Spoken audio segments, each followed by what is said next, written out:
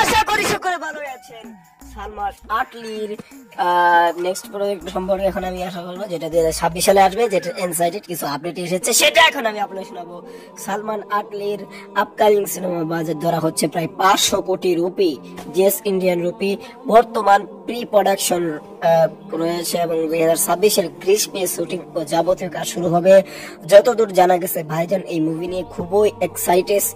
Fresh story মানে মৌলিক গল্পের সিনেমা হবে।